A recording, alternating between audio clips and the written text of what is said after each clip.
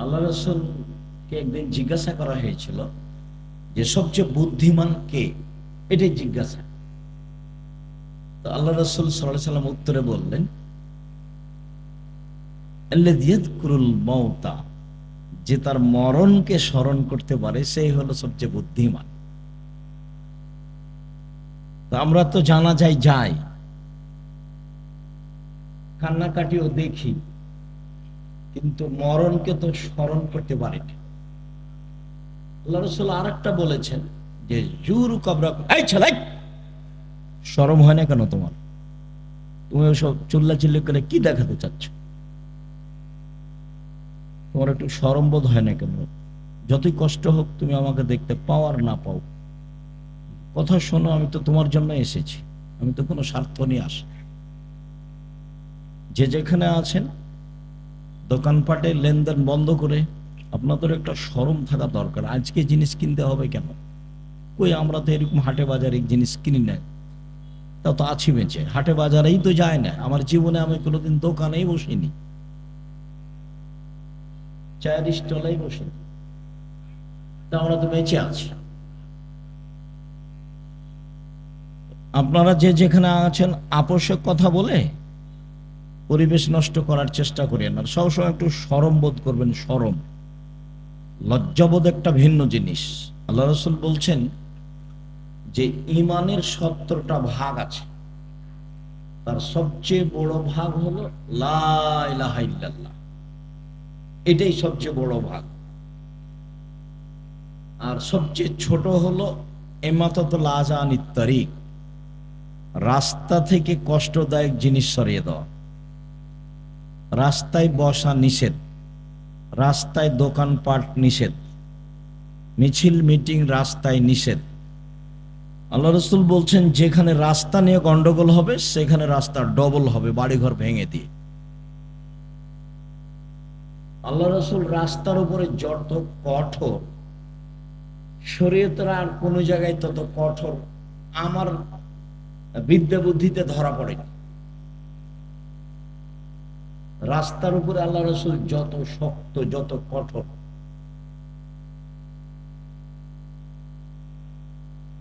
একবার বলছেন যে মানুষের শরীরে যত জোড় আছে এই পরিমাণ তাকে দান করতে হবে। সাহাবীরা বলছেন যে এটা না পারে যদি, তখন আল্লাহ রাসূল বলছেন যে তাহলে এ করতে হবে,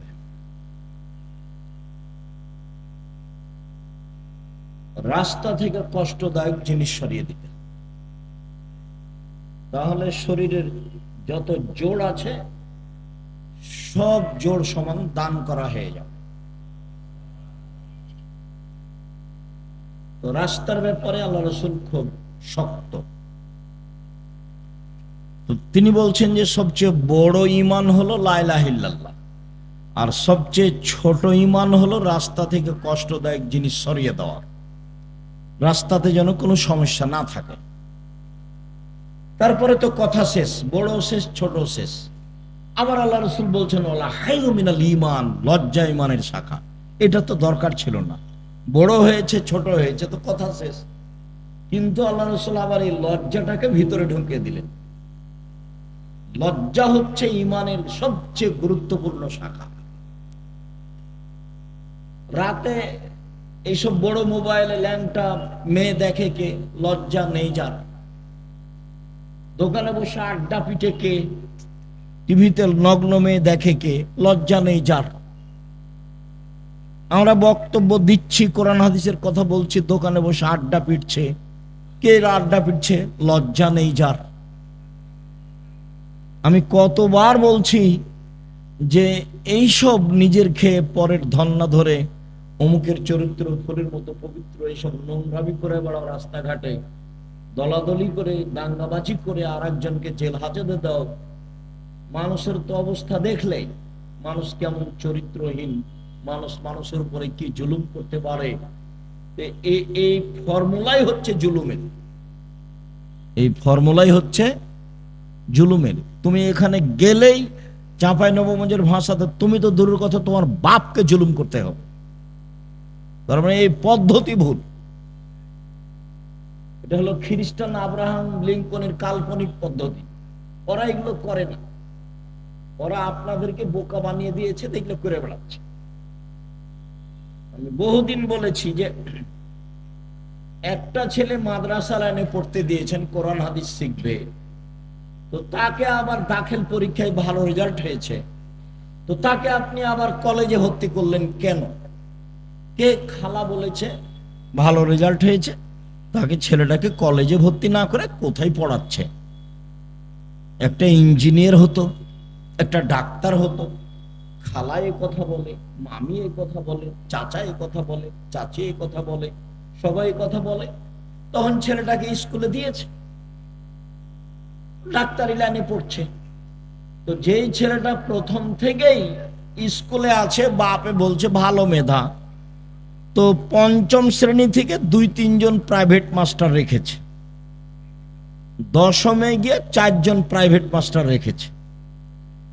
ইন্টার পাস করেছে যখন, তখন বিশ্ববিদ্যালয়ে ভর্তি হওয়ার জন্য সাবজেক্ট প্রতি একটা রেখেছে শিক্ষক। তারপরে বিশ্ববিদ্যালয়ে ভর্তি হয়েছে, তারপরে পড়াশোনার জন্য বাহিরে গেছে, পড়াশোনা করে বাহির থেকে এসেছে, তাই হলো ইঞ্জিনিয়ার। তো খালি চুরি করে, ও খালি কি করে? চুরি করে। যেখানে হিসাব নিকাশ লাগায় রাস্তাঘাটের, সেখানে টাকা কিভাবে মারা যাবে সেটাই তার মাথায় আছে। আর লোকে বলছে বড় ডাক্তার। তো যখনই কোনো প্রেসক্রিপশন লেখে কোনো রোগীর, তখন ওই কোম্পানির লিখে যে কোম্পানি তাকে টাকা দিয়েছে, প্রতারক, ধোঁকাবাজ। বহির্বিশ্বে গিয়ে যে ভালো পদে পড়াশোনা করেছে তাকে টয়লেটের সুপার বানিয়েছে বহির্বিশ্বে, ওকে তো বড় চাকরি দিবে না। 200-400 লেবারের দায়িত্ব দিয়েছে, মাসিক বেতন 3 লাখ টাকা। তো এও মনে করলো যে বিদেশে 3 লাখ টাকা বেতন পাই, সুপারের দায়িত্বশীল, সুইপারের দায়িত্বশীল হলে কি হবে? ফলাফল হলো এই। তাহলে বাপে 4 থেকে নিয়ে চিন্তা ভাবনা করেছে বড় ডাক্তার করব, ফলাফল হলো প্রতারক।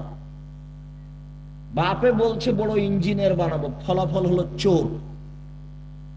আর মেধা ভালো তাই বিদেশে কিছু করে, তাই হলো যারা সুইপার তাদের লিডার। 50 বছর বাগমারা থানাকে চ্যালেঞ্জ করলাম, 50 বছর বিগত, দেখি কার ছেলে বড় ইঞ্জিনিয়ার কি করেছে জাতি। আগামীকালকে আমার সাথে কথা বলবেন, বিগত 50 বছর থাকলো চ্যালেঞ্জ, 50 বছর বিগত।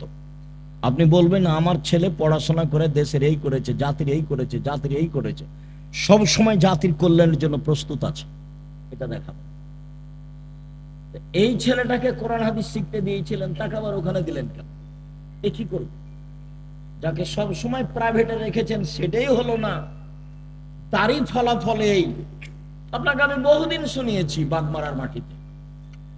আপনার ছেলেকে তো আমি খুব ভালোভাবে চিনি। ওই যে সেদিন এসেছিল, প্যান্টটা টাকনোর নিচে ছিল, দাড়ি চাঁচা ছিল, সিগারেট হাতে ছিল, গলায় টাই ছিল, গাড়ি থেকে নামলো, বৌমা একটু পরে নামলো, হালকা হালকা গায়ে কাপড় আছে, নাতনি একটু পরে নামলো, গায়ে কোনো কাপড়ই নাই, গাড়ির পিছন দিকে কুকুর আছে।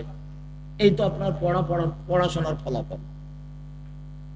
আমি 35 বছর থেকে মাঠে আছি, 90 সাল থেকে এখন পর্যন্ত এদেশের কোনো মানুষ আমাকে ওই ঘরে ঢোকাতে পারেনি যে ঘরে ছবি মূর্তি আছে। আর আমি তো করোনার 5 পয়সা দাম দিইনি। যারা করোনার ওষুধ বের করেছে তারা একদিনও করোনা দেয় না, টিকিট দেয় না। ও তো আপনাকে বিকলাঙ্গ করার কৌশল। আপনার ছেলে মেয়ে হলে অ্যাডনর্মাল হবে, ওটা তো আসলে ও আপনার ফিলিস্তিনের মানুষ মারে, ও আবার আপনার কল্যাণ চাই। মাথায় কি গোবর আছে? ও আপনার কল্যাণ চাইবে কিভাবে? এটা আপনি কি দিয়ে বুঝলেন? সে আপনার জানের শত্রু, সে আপনার মানের শত্রু, সে আপনার টাকা পয়সার শত্রু, সে আপনার সবকিছুর শত্রু। সে আপনাকে ঔষধ দিয়ে ভালো করে রাখবে, জীবনে কোনোদিন যেন আপনার এই হয় না, সেই হয় না, হেপাটাইটিস হয় না, কি হয় না, এ তো পাগল বানিয়েছে আপনাকে। তাই সব স্কুলের ছেলেকে স্কুলের মেয়েকে টিকে দিতে হবে, পালাক্রমে এসেছে। কত বুঝাইছে ভালো করে, এটা নিতে হবে, সেটা নিতে হবে, এটা ভালো সেটা ভালো। কত টাকা বেতন পান আপনি? এত আপনি বলছেন কেন? বলেন হিসাব। সম্মানিত দিনী ভাই বোন, মরণকে স্মরণ করতে পারে যে, সে হলো হুঁশিয়ার মানুষ। আল্লাহ রাসূল বললেন যে কবর জিয়ারত করো, তাহলে মরণ স্মরণ হবে। মাঝে মধ্যে কবরের পাশে যেতে হবে, বাপের, মায়ের, আত্মীয় স্বজনের কবরের পাশে গিয়ে হাত তুলে দোয়া করতে হবে এবং ভাবতে হবে আমিও এই কবরের সদস্য। আল্লাহ রাসূল বলছেন, কুন ফিদ দুনিয়া কান্নাকা গরীব, তুমি দুনিয়াতে থাকো, তুমি যেন অপরিচিত, তোমাকে কেউ চিনে না। অত বেশি চিনলে তোমার অহংকার আসতে পারে। আবের সাবেলিন, অথবা তুমি পথিক, রাস্তায় যেতে যেতে গাছের নিচে বসেছো, একটু ক্লান্ত সেই জন্য, তারপরে তুমি হাঁটতে লাগবে, এই হলো দুনিয়া। অন্যথায় তুমি নিজেকে ভাবো আমি কবরের একজন সদস্য। হাদিস বুখারী মুসলিম। এভাবে মুহাম্মদ সাল্লাল্লাহু আলাইহি ওয়াসাল্লাম বলেন। নিজেকে একজন কবরের সদস্য ভেবে যে কয়েকদিন বেঁচে থাকি, মারামারি বাদ দিয়ে, হইচই বাদ দিয়ে, নিজে উপার্জন করে নিজে খাই। বহুদিন বলেছি 4টা জিনিস: 5 ওয়াক্ত সালাত, কোরআন তেলাওয়াত, হালাল রুজি, আড্ডা না পিটা। জান্নাত হবে ইনশাল্লাহ। আড্ডা পিটা চিরদিনের জন্য হারাম। ওই যে দোকানে বসে আড্ডা পিটছেন, এটা হারাম। ওই যে মোবাইল নিয়ে সারাদিন সারা রাত ল্যাংটা বেটি ছেলে দেখছেন, এটা হলো আড্ডা পিটা, এটা হলো হারাম। ওইদিকে তোমার মা দেখে, এদিকে তোমার বাপ দেখে, ওই ঘরে তুমি দেখো, ওই ঘরে তোমার বোন দেখে, তাহলে পুরো বাড়িটা জেনায় সয়লাভ বন্যায়। চরিত্র কোথায় আছে? এই আবার মোবাইলও ওদেরই, সব ফাংশন তাদের, ওরা বলে বন্ধু। সুদের যত পথ আছে, দুঃখিত সম্মানিত দিনী ভাই বোন, যে যেখানে আছেন, অল্প সময় কথা বলি, আপনার সাথে কিছু গুরুত্বপূর্ণ কথা বলতে এসেছি। মানুষের জীবনে সবচেয়ে জরুরি কাজ 5 ওয়াক্ত সালাত। মানুষের জীবনে জরুরি হিসেবে এর চেয়ে জরুরি কোনো কাজ নেই। সেটা হজ হোক, জাকাত হোক, জমি চাষ হোক, চাকরি হোক, ব্যবসা হোক, বাণিজ্য হোক, হাইকোর্ট হোক, জজ কোর্ট হোক, পৃথিবীর এমন কোনো কাজ নাই যেটা মানুষের জন্য নামাজের সলাতের চেয়ে বেশি জরুরি হতে পারে। এটুকু আপনার বোঝা উচিত। আপনি আমার ভালোবাসায় এসেছেন এখানে, আপনি তো 5 ওয়াক্ত সালাত আদায় করেন না, করা উচিত, করতেই হবে। বহুদিন বলেছি, অজু করে সালাত আদায় করতে হয়, তো পানি নেই, তায়াম্মুম করে করেন। মাটি নেই, তো অজু ছাড়া তায়াম্মুম ছাড়াই সালাত আদায় করেন। কেবলার দিকে মুখ করে সালাত আদায় করতে হয়, কেবলা বোঝা যায় না, কেবলা ছাড়াই করেন। দাঁড়িয়ে সালাত আদায় করতে হয়, দাঁড়িয়ে থাকা যায় না, বসে করেন। বসে থাকা যায় না, তো শুয়ে শুয়ে পড়েন। পরিষ্কার কাপড় পরে সালাত আদায় করতে হয়, পরিষ্কার নেই, যাতে পেশাব পায়খানা লেগে আছে সেটা পরেই পড়েন। পরিষ্কার অপরিষ্কার কোনো কাপড়ই নেই, উলঙ্গ অবস্থায় আছি, তো উলঙ্গ অবস্থাতেই পড়েন। গাড়িতে উঠে আছেন, শিকল ধরে আছেন, ঠেল মানে না গাড়িতে, দাঁড়ানো অবস্থায় আছেন, এই অবস্থায় সালাত আদায় করতে। যুদ্ধের সালাতগুলো এসেছে যে একটা নিয়ম এসেছে যে একদল শত্রুর মোকাবেলা আছে আর একদল এখানে সালাত আদায় করছে। 1 রাকাত এরা, 1 রাকাত ওরা, রাসূলের 2 রাকাত, তারপর ওরা নিজে নিজে 1 রাকাত করে শেষ করলো। আর একটা এসেছে শত্রুর মুখে দাঁড়িয়ে আছে, এভাবেই সালাত আদায় করছে, শত্রুর মুখের উপর আছে, এভাবেই সালাত আদায় করছে। রাসূল সাল্লাল্লাহু আলাইহি ওয়াসাল্লাম সালাতের উপরে এত সোচ্চার ছিলেন, যেই সালাত আমার আর আপনার ছেলে মেয়ের কোনো হিসাবে নেই। খাচ্ছে, পেশাব করছে, পায়খানা করছে, দিন কাটছে পশু প্রাণীর মতো, গরু ছাগলের মতো। আর দল করার ব্যাপারে ঠিকই আছে, আর মানুষের বদনাম আর গীবাত করার ব্যাপারে, বিরোধিতা করার ব্যাপারে, শত্রুতা করার ব্যাপারে ঠিকই আছে। কত সুন্দর করে ছবি দিয়ে রাস্তাঘাটে তুলে রেখেছে, কি যে দেখাইতে চাচ্ছে। মানুষের ক্ষতি করে বেশি দিন বেঁচে লাভ নাই। আমার জীবনে আমি দুটা কাজ খুব চেষ্টা করি জীবন বাজি রেখে টিকে থাকা, খুবই কঠিন।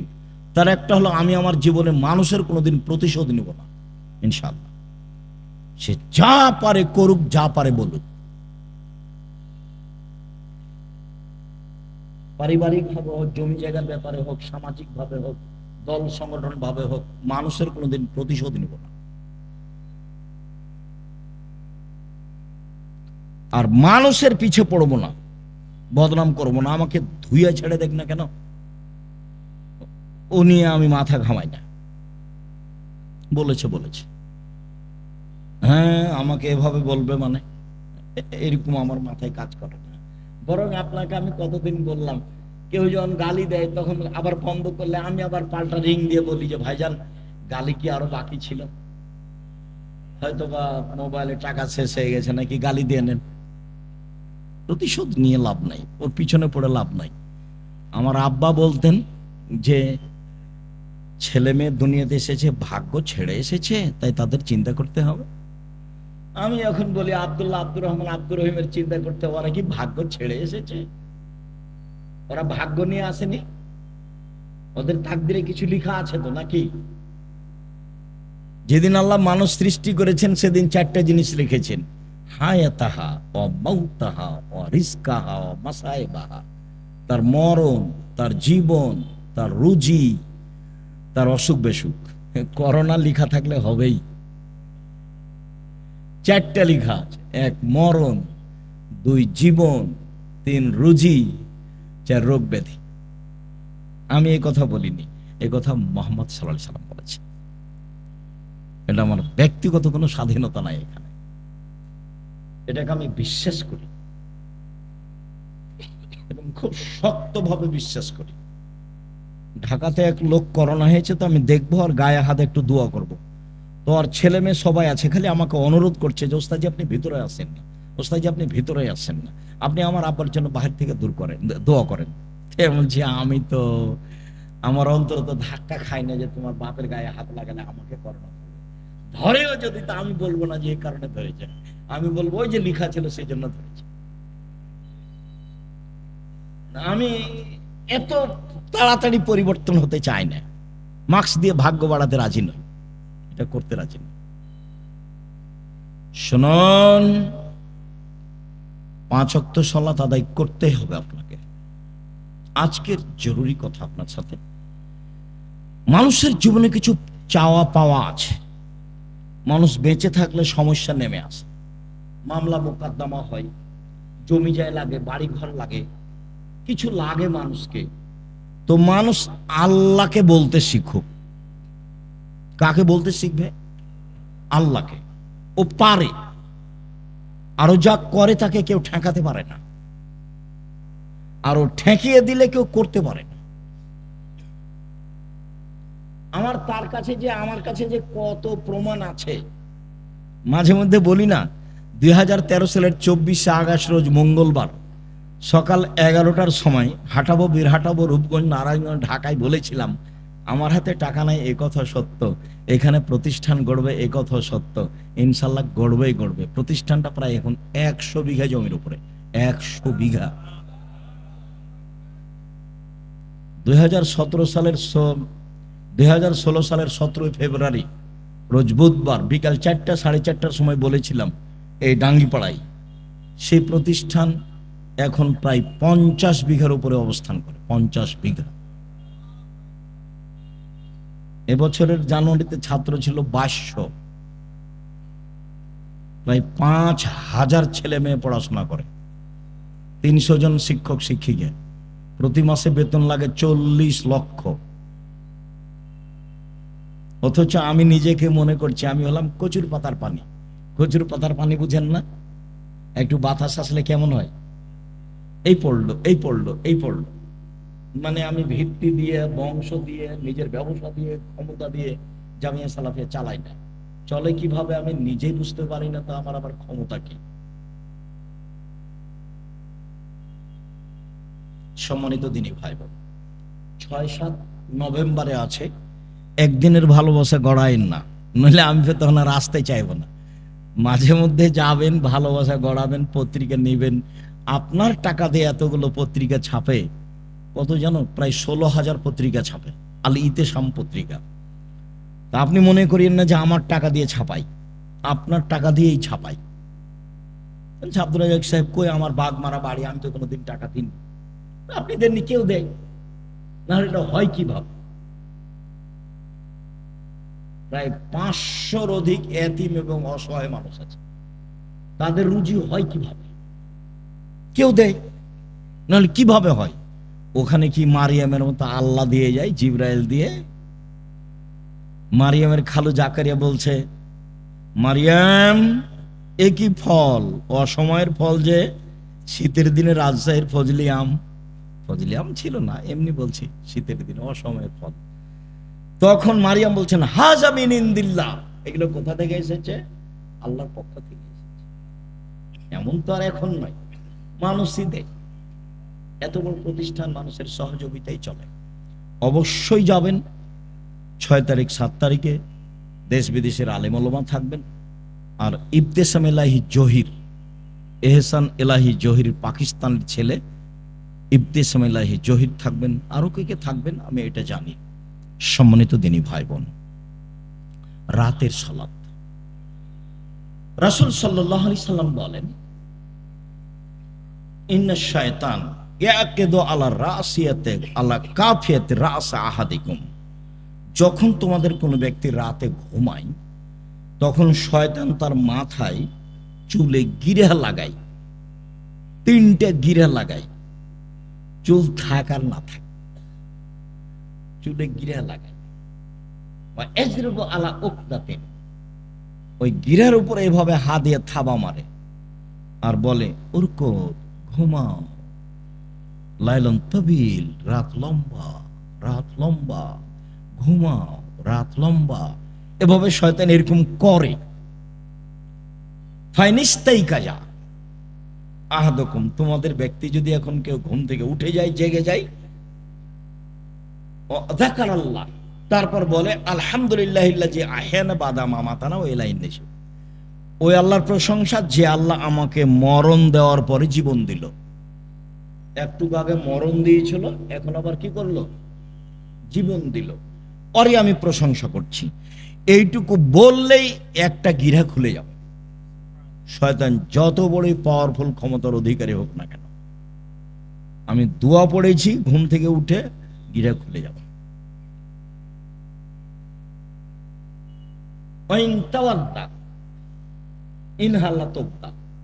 তারপরে যদি অজু করে, তা আর একটা গিরা খুলে যাবে। ওয়াইন সাল্লাহ ইনহাল্লাত উকদা, যদি সালাত আদায় করে তাহলে আর একটা খুলে যাবে।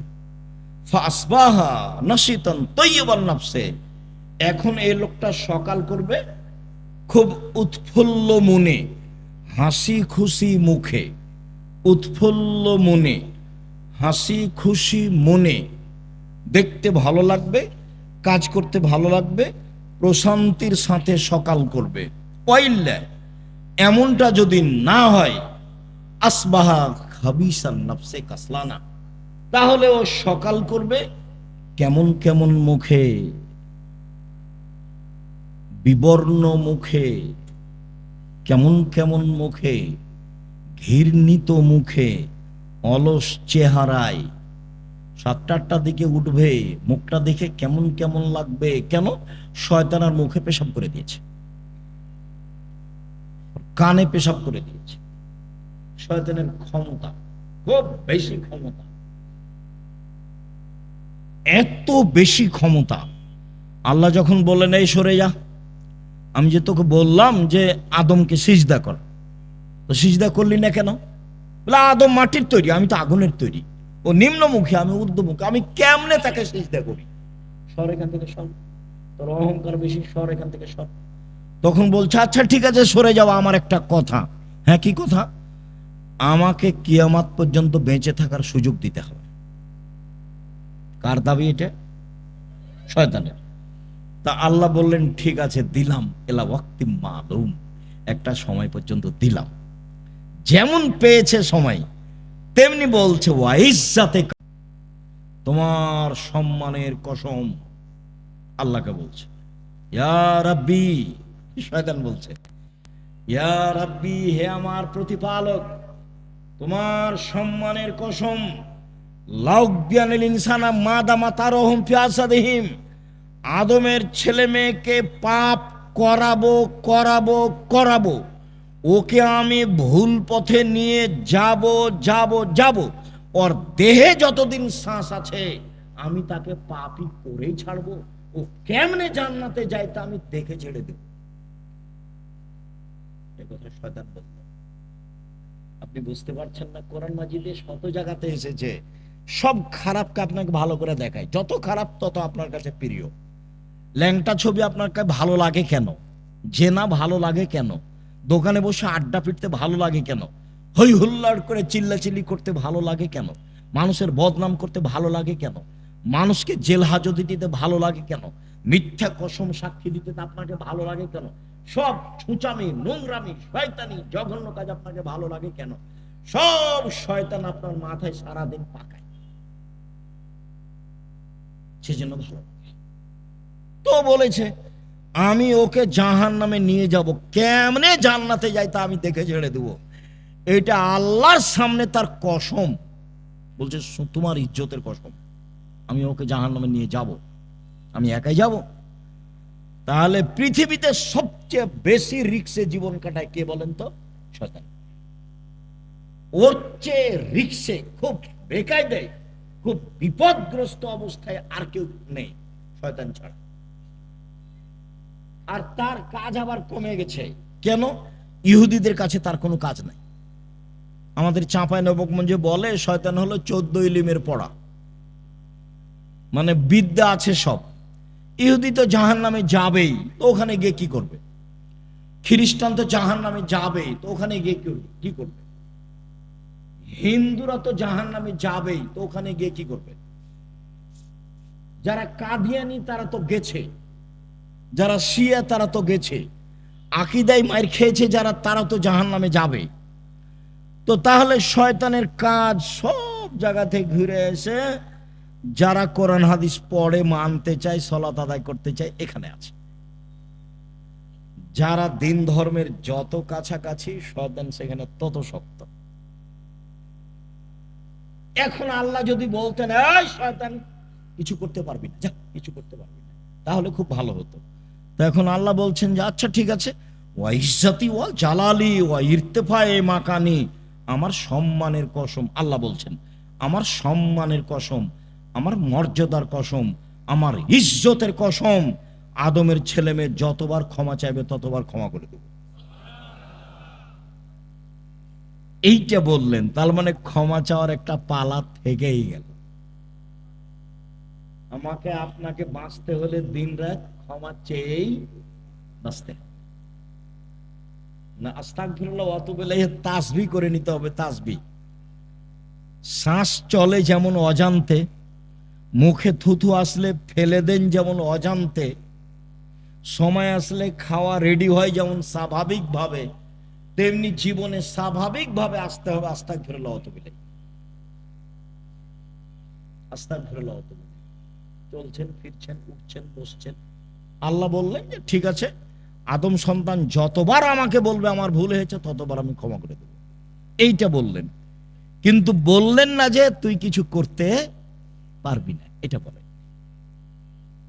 তখন আল্লাহ রাসূল বলছে কুল্লু বানি আদম খাত্তা, আদম সন্তানই পাপী, খায়রু খাত্তাইনা তাওবুন, সবচেয়ে ভালো আদমের ছেলে মেয়ে সেই যে বলে আস্তাগফিরুল্লাহ ওয়া আতুবু ইলাইহি, আস্তাগফিরুল্লাহাল্লাযী লা ইলাহা ইল্লা হুয়াল হাইয়ুল কাইয়্যুম ওয়া আতুবু ইলাইহি, রব্বিগফিরলি ওয়া তুব আলাইয়া ইন্নাকা আনতাত তাওয়াবুল গফুর, আল্লাহুম্মা আনতা রাব্বি লা ইলাহা ইল্লা আনতা খালাকতানি ওয়া আনা আবদুকা ওয়া আনা আলা আহদিকা ওয়াদিকা মাস্তাতাতু আউযু বিকা মিন শাররি মা সানাতু আবু আলাকা বিনিআমাতিকা আলাইয়া আবু বিযামবি ফাগফিরলি ফাইন্নাহু লা ইয়াগফিরু যুনুবা ইল্লা আনতা। এই ছেলে, আমাকে কাজ দেখাচ্ছ, ধৈর্যের পরিচয় দাও। আমাদের এখানে কোনো কেশা কাহিনী নেই, নির্বাচনও আসেনি, অল্পক্ষণ ধৈর্যের পরিচয় দিবেন, কাজ দেখায়েন না, যেটা আমি পছন্দ করি না। আমি আপনার জন্য এসেছি। আমি আব্দুর রাজ্জাক বিন ইউসুফ, আপনি আমাকে টাকা দিয়ে নিয়ে এসেছেন এমনটা মাথায় থাকলে ভুল হয়েছে। সম্মানিত দিনী ভাই বোন, যদি রাতে না উঠে তাহলে শয়তান তার মুখে কানে পেশাব করে। আয়েশা রাদিয়াল্লাহু তাআলা আনহা বলেন, কানা নবী সাল্লাল্লাহু আলাইহি ওয়াসাল্লাম ইসাল্লি ফিমা বাইনা ইয়াফরাগা মিন সালাতিল ইশা ইলাল ফজর 11 রাকা ওয়া ইসাল্লামু মিন কুল্লি রাকাতাইন ওয়া ইউতির বিওয়াহিদাতিন। এশার পর থেকে নিয়ে ফজর পর্যন্ত সময়ে আল্লাহর নবী 11 রাকাত রাতের সালাত আদায় করতেন। 11 রাকাত। কখন থেকে কখন? এশার থেকে নিয়ে ফজর পর্যন্ত। তাহাজ্জুদ পড়ার সময় শুরু হয়ে যায় এশার পর থেকেই ফজর পর্যন্ত সময়। হ্যাঁ, রাত 3 ভাগের 2 ভাগ পার হওয়ার পরে মানুষ পড়ুক, এটা সবচেয়ে উত্তম, কিন্তু সময় শুরু হয়ে যায় কখন থেকে? এশার পর থেকে না ফজর আজান পর্যন্ত। আল্লাহর নবী 2 রাকাতের পরে সালাম ফিরতেন, 2 রাকাত পড়ে সালাম ফিরতেন, 2 রাকাত পড়ে সালাম ফিরতেন। 1 রাকাত বিতির পড়তেন। 1 রাকাতের হাদিস অনেক বেশি। আপনার জন্য বইটা লিখেছিলাম, রাসূল সাল্লাল্লাহু আলাইহি ওয়াসাল্লামের সালাত বনাম প্রচলিত সালাত। আপনি নিয়ে পড়েন কিনা সেটা আমি জানি না। কৃপণতা দেখায়েন না, ফল ভালো হবে না। 16,000 পত্রিকা ছাপানো হয়, ওটা নয়, ওখানে টাকসাল নাই, ওখানে সবকিছু মেশিন দেওয়া হয় না, মানুষ আছে, কর্মচারী আছে, টাকা খরচ করেন আপনি। অতএব আপনি পড়বেন। 50টা প্রশ্নের উত্তর আছে। আমি পরিশ্রম করি আপনার জন্য দিন রাত। আলেম ওলামা আছে, প্রেস আছে, টাকা পয়সা খরচ হয়। এমনি অনেক বই আছে, তার মধ্যে আল ইতিসাম পত্রিকা, জামিয়া সালাফের মুখপাত্র পত্রিকা। 20, 25, 30 টাকা আপনার কাছে ভারী হোক, এটা আমি চাই না, এটা আমি কামনা করিনি। আমি মনে করছি বই কিনবেন, পড়বেন, বন্ধু বান্ধব, আত্মীয় স্বজন, খালা ফুপু সবকে দিবেন, যারা আছে আত্মীয় স্বজন তাদেরকে দিবেন। যে আব্দুর রাজ্জাক সাহেব সালাতের পর বইটা লিখেছেন, দেখেন তো, 1 রাকাত বেতের, 3 রাকাতের হাদিস বুখারী মুসলিম, 5 রাকাতের হাদিস বুখারী মুসলিম, সব একটানা। 3 রাকাত একটানা, 5 রাকাত একটানা।